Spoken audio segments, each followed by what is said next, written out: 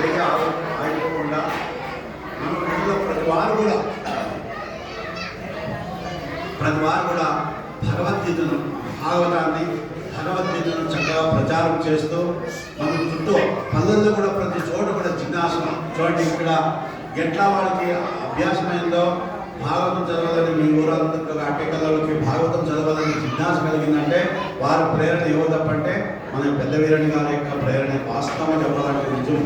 ఎందుకంటే వాళ్ళ అనుభవం ఉంది కాబట్టి వారి అనుభవపూర్వకంగా వచ్చి మీరంతా చదవండి మేము వస్తామని చెప్పేసి ప్రేరణించారు కాబట్టి వారిలో ఉండి శ్రీకృష్ణ పరమాత్మ మీ అందరికీ ప్రేరణ కలిగించాడు కాబట్టి మీరందరూ కూడా ఇది ఇక్కడికే ఆగిపోకుండా మీకు తెలిసిన వారందరికీ కూడా దీన్ని చక్కగా ప్రచారం చేస్తూ మనం నేర్చుకునేది గొప్ప కాదు, మనం నేర్చుకుంటూ 10 మందికి నేర్పించడంలోనే గొప్పతనం అన్నమాట. అందుకు మీరందరూ కూడా ఇంకా మన చిన్న పిల్లవాళ్ళకు కూడా ప్రారంభం చేయండి. ఎందుకంటే ఇది మన యొక్క సనాతన ధర్మాన్ని నిలబెట్టాలంటే మనమే దానికి మూల స్తంభాలుగా ఉండి మనం ఈ కార్యక్రమాలను కూడా ఇలాంటి కార్యక్రమాలు పెట్టుకొని ఎన్నో కార్యక్రమాలు పెట్టుకోవచ్చు. కానీ ఇలాంటి భాగవత సప్తాహాలు పెట్టుకోవడము, గీతా యజ్ఞాలు పెట్టుకోవడము ఇవన్నీ కూడా విశేషమైనటువంటివి కాబట్టి మీరందరూ కూడా ఈ కార్యక్రమాల్లో ఇలాంటి కార్యక్రమాలు ఈ ప్రాంతంలో ఇంకా అనేకమైన చోట్ల చేయాలా అనే ఒక ధ్యేయం పెట్టుకోండి. ఏం పర్లేదు,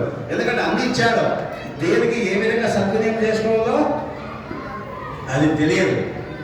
అందుకోసమే ఎవరేం సామాన్యులు కాదు, అందరికీ జ్ఞానం ఉండాలి. ఎందుకంటే భగవంతుడు లేని వ్యక్తి ఉంటాడా? అందరిలో కూడా ఈశ్వర సర్వ భూతానాం హృదే సేర్జున తిష్టతే. అందరు హృదయాంధ్రాలలో పరమేశ్వరుడు ఉన్నాడు కాబట్టి అది తెలుసుకోండి. మానవ జన్మ సార్థకైతుంది. అది తెలుసుకోలేకపోతే మళ్ళీ ఏ జన్మలో మళ్ళా యాడిపోదాం. 83,99,99 జన్మలు మళ్ళా పునరపి జననం పునరపి మరణం పునరపి జననే జఠరే శయనం శంకరాచార్య వారు చెప్పినట్టు. కాబట్టి మీరందరూ కూడా గొప్ప పండితులు కావాలా, మహాజ్ఞానులు కావాలా, బ్రతికున్నప్పుడే దేవుళ్ళు కావాలని ఒక కంకణం కట్టుకోండి. మీరంతా కూడా సామాన్యులు కాదు, మాతో కాదనుకోకండి, మేము చేయలేమనుకోనండి, మోక్షము ఎప్పుడొస్తారని వాడాలనుకోకండి. మీరు మోక్ష స్వరూపులమే ఉన్నారు. అది గుర్తించి శాస్త్రం అంతా కూడా చెప్తారు. దేవహూతికి కపిలుడు సాంఖ్యాన్ని చెప్పాడు ఒకసారి, అద్భుతంగా ఉంటుందన్నమాట మన భాగవతంలో. అదే కాదు, ప్రతి అణువణువున భగవంతుడు మొదట మనము ఏం కాదో పండివి తెలుసుకోవడానికి మనం ఏం చేయాలి? కింకర్లు కావాలి. అయితే మన శంకరుడు అవుతాం. కింకర్లు కాకుండా మొదటి శంకరుడు అయితే అది ఊడిపోతామంట, మనకి రాదన్నమాట. అందుకు మీరందరూ కూడా చాలా సద్భక్తులు, సదాచారవంతులు. మీ అందరికీ కూడా ప్రదేశ్ స్వామి వారు, వినంబర స్వామి మన యొక్క ఆయన అవధూత స్వామి వారు గొప్ప మహనీయుడు. మీ అందరికీ కూడా అలాంటి వారు లోపం నుండి ప్రేరణ, శక్తి, చైతన్యం అంతా కూడా మీ అందరికీ ఇస్తున్నాడు. మీరందరూ కూడా ఇంకా ఇలాంటి కార్యక్రమాలే కాదు, ఇంకా ఈ ప్రాంతాల్లో ఎవరైనా ప్రేరణ కలిగితే మీరంతా వెళ్ళి మీరు వాళ్ళకు కూడా చైతన్యం చేసి అంతా కూడా చిన్న పిల్లవాళ్ళకు కూడా దీన్ని యొక్క ఆధ్యాత్మిక చింతన అలవర్చుకునేది అట్లా చేసినప్పుడు మాత్రమే మన జన్మ సార్థకత. తాను బ్రతికేది గొప్ప కాదు, తాను బ్రతుకుతూ 10 మందికి బ్రతుకు చేయాలి.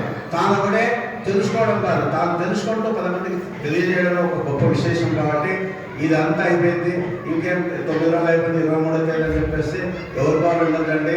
చాలా పవిత్రంగా ఉంది దేవాలయము. వీడొచ్చి రోజు కూడా భాగవతము, భగవద్గీత నేర్పియండి పిల్లవాళ్ళకి. భగవద్గీత నేర్చుకున్న వాళ్ళకు భాగవతం కూడా రోజు సుసామర్థ్యం చేయండి. ఇంతవరకు ఆగిపోతాండి. అట్టెకల్ వారు కార్యకర్తలు కానీ ఎటువంటి ప్రజలు కానీ నేను చెప్పేది వినలేదు అంటే మీరందరూ కూడా రోజు రాయండి, రోజు చెప్పు. మీరు సమయానికి ఎట్లయితే అన్ని కార్యక్రమం చేస్తారు. ఇప్పుడు మొక్కలు అడిగితే కాఫీ తాగుతారు, మర్చిపోతారా? 9 గంటలకల్లా టిఫిన్ చేస్తారు, మర్చిపోతారా? మధ్యాహ్నం ఫోన్ చేస్తారు, మర్చిపోతారా? మర్చిపోరు. అవినైతే మర్చిపోరు, ఇవైతే మాత్రము మర్చిపోతారు. కాబట్టి సాయంత్రం వచ్చి రోజు 1 గంట సేపు సత్సాంగత్యం చేసుకోండి. సత్సాంగత్యం లేదు దినమే కాదు అని చెప్పేసి ముందే చెప్తున్నాము. సత్సంగత్యే నిస్సంగత్వం, నిస్సంగత్యే నిర్మోహత్వం. అవన్నీ తెలుసు కానీ శంకరాచార్య గారు చెప్పితే నిస్సంగత్యే నిర్మోహత్వం అని నాకు చెప్పగానే చెప్పిస్తారు కదా. నేను అడుగుతాను ఎట్లా చేస్తారు. కాబట్టి మీరంతా గొప్ప పండితులు, సామాన్యులు కాదు. మీరందరూ కూడా ఇంకా మంచి ఆధ్యాత్మిక చింతనలో భాగవతాన్ని ప్రతి వారికి కూడా విస్తృతంగా ప్రచారం చేస్తూ దాంట్లో ముందంజగా మనం ఇంజన్ మాదిరిగా మనం పెద్దవీరని గారు ఉంటారు. మీరందరూ కూడా ఆయన సహాయ సహకారాల ఈ ఊళ్ళో కూడా ఎవరో కార్యకర్తలు ప్రధానంగా ఉండే వారికి కూడా నేను విన్నవించేది ఏమంటే మీరందరూ కూడా బాగా ఇంకా ఈ ఊళ్ళో ఉండే వాళ్ళందరూ కూడా ప్రేరణ చేసి నాకు చెప్పారు, ఎవరు చెప్పారు మా వాళ్ళంతా ఆడవాళ్ళు చాలా బాగా నేర్చుకున్నారు ఇక్కడ అట్టేకల్లోనా పిల్లవాళ్ళు చిన్న పిల్లవాళ్ళు అని చెప్పేసి అంటే సరే సంతోషము అని చెప్పేసి మేము మీ అందరితో కలిసి భాగ్యం మాకు మీ అందరితో అవకాశం వచ్చింది.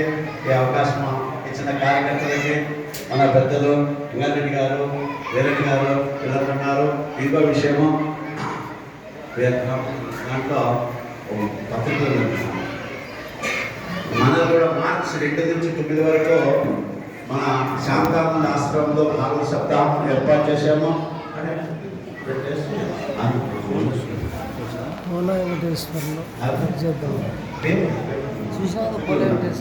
అందుకు దయచేసి మీరు అడ్డకల్లందరూ కూడా మన అగ్రహారంలో తదితర ప్రాంతాల నుంచి వచ్చిన మన డోర్ జయరావు గారు కనపడే మాకు ఆయన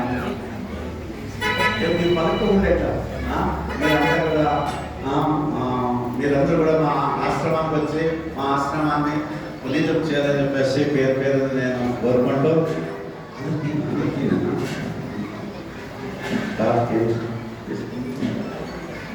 అందుకు హరిహోం దర్శన్ మన పెద్దవేణి గారి నుంచి విషయాలు మాట్లాడారు.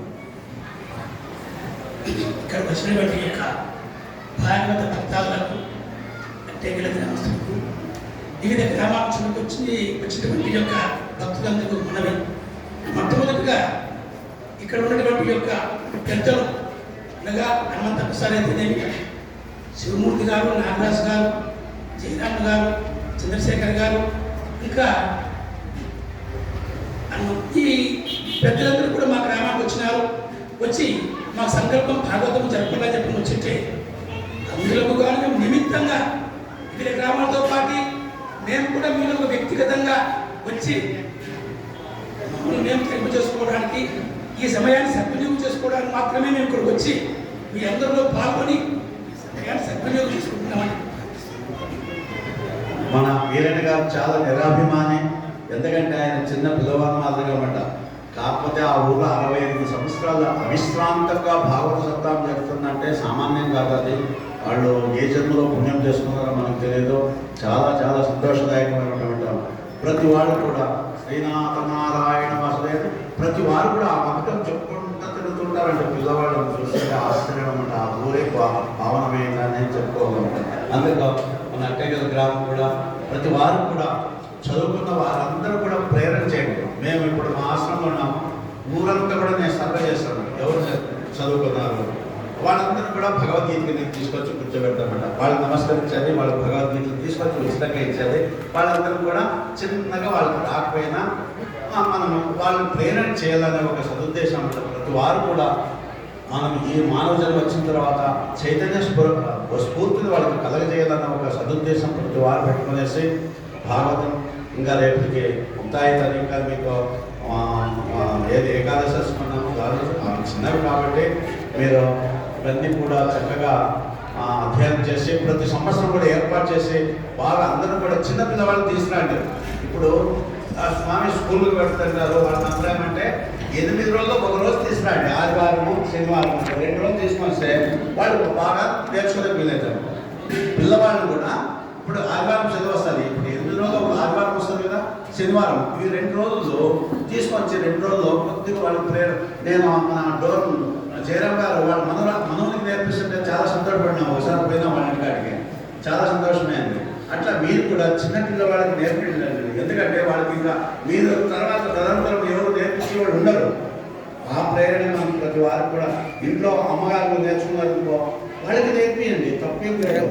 ఇంకోటి మేము గురువు దగ్గర చేరిన తర్వాత 35 సంవత్సరాల క్రితము అమ్మగారికి చదువు రాదు. ఆమెకు చదువు నేర్పించేసి ఇప్పుడు భాగవతంలో భగవద్గీత నేర్చుకోలేదు. భగవద్గీత చక్కగా నేర్చుకుంటారు. చదువు రాదు, అసలు స్కూల్కే వెళ్ళలేదు. ఎందుకంటే ఎందుకు కాదు అని ఒక దీక్ష ఉంటుంది. తప్పకుండా ప్రతి వారు చదువుకుంటారు. ప్రతి వారు చదువు చదువుతో భగవద్గీత భాగవతం కూడా నేర్చుకుంటారనే విషయాన్ని అన్ని విషయాలు మీరు పెద్దలు మీ అందరికీ కూడా అన్ని విషయాలు తెలుసు. ఏదో పరమేశ్వరుడు నాతో ఏదైతే పదవించడో 4 విషయాలు గురు పాదారవిందములకు సమర్పిస్తూ హరి ఓం తత్సత్. ఓం ఓం సహనా భవతు సహనౌ భునక్తు సహ వీర్యం కరవావహై తేజస్వినావధీతమస్తు మా విద్విషావహై.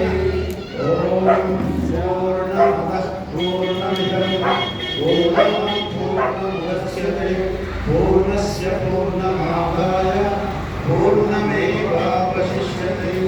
ఓం శాంతి శాంతి శాంతి.